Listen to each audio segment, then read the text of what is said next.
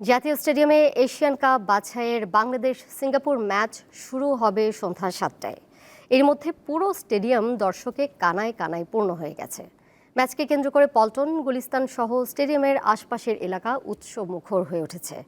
বেলা ২:৩০টায় gate খোলার অনেক আগেই লাইনে দাঁড়ান দর্শকরা। জাতীয় স্টেডিয়ামে এই মুহূর্তে রয়েছেন সহকর্মী মোহাম্মদ হাসিব, সরাসরি যুক্ত হচ্ছেন তিনি।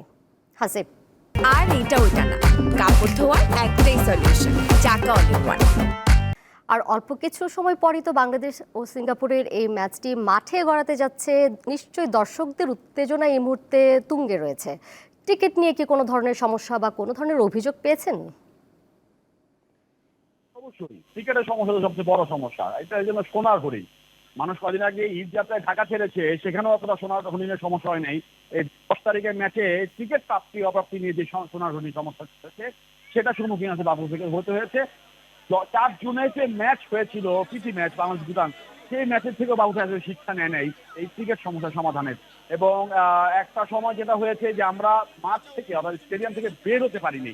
আমি এই মতো স্টেডিয়ামের ছাদে দাঁড়িয়ে রয়েছি। আমি চেয়েছিলাম যে স্টেডিয়ামের বাইরে গিয়ে পরিবেশটা একটু ভালোভাবে দেখানোর জন্য, কিন্তু সেই সুযোগটা পাইনি, কারণ একেবারেই শাটার পর্যন্ত লাগিয়ে দেওয়া হয়েছে স্টেডিয়ামের গেটের, যে আমাদেরকে বের হতে দেওয়া হচ্ছে না এবং বলা হচ্ছে যে ভাই ম্যাচ চেষ্টা করে বেরোতে পারবেন না। এতটা সমস্যা আসলে বাইরে ছিল। এবং শাটারে আসলে মানুষ লাথি মারছিল দর্শকরা, যারা খেলা দেখতে আসলে, অর্থাৎ তারা ঢুকতে পারছিল না। তারপরও যারা ঢুকেছে তারা একেবারে গেট ভেঙে ঢুকেছেন।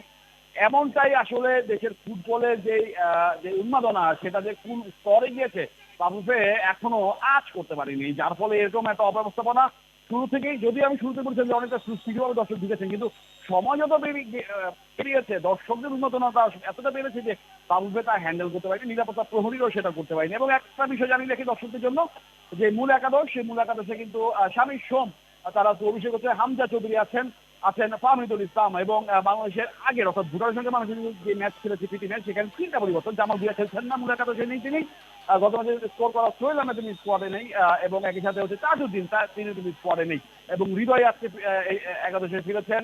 শামীম সোমের অভিষেক হচ্ছে, বলেছি দর্শকদের উন্মাদনের জায়গাটা আমি যদি একটা অংশ দেখায় স্টেডিয়ামের কোন অবস্থায় আছে। পুরো স্টেডিয়াম প্যাক, 36,000 দর্শকের ধারণ ক্ষমতা ঢাকা স্টেডিয়াম কানায় কানায় পরিপূর্ণ। দর্শকের উপস্থিতি এতটা যে একটা তিল ধারণের জায়গা নেই। এরপরও দর্শক এখনো বাইরে অপেক্ষমান, যারা ঢোকার চেষ্টা করছেন তারা। এবং কিছুক্ষণ পরেই ম্যাচ শুরু হবে। পুলিশ স্কোয়াড ঘোষণা হয়েছে, টানেল তৈরি করা হয়েছে, যে টানেল দিয়ে খেলোয়াড়রা মাঠে ঢুকবেন। যে টানেল তৈরি করা হয়েছে, কিছুক্ষণের মধ্যেই বাংলাদেশ দল এবং সিঙ্গাপুর দলকে আমরা দেখবো এই টানেল দিয়েই মাঠে ঢুকতে। এবং আমি যেটা বলছি যে স্টেডিয়ামে ছাদে দাঁড়িয়ে আসলে কথা বলছি বা আপনাদের সাথে সংযোগ হওয়ার চেষ্টা করেছি, মাঠ থেকে বের হওয়ার সুযোগ দেয়। এবং ম্যাচ শেষ হবে প্রায় 9:15টার দিকে। তার আগে আসলে মাঠ থেকে বের হওয়ার কোনো রকমের কোনো সুযোগ দেখছি না, বা একেবারেই নাই বলা যায়। দোলা।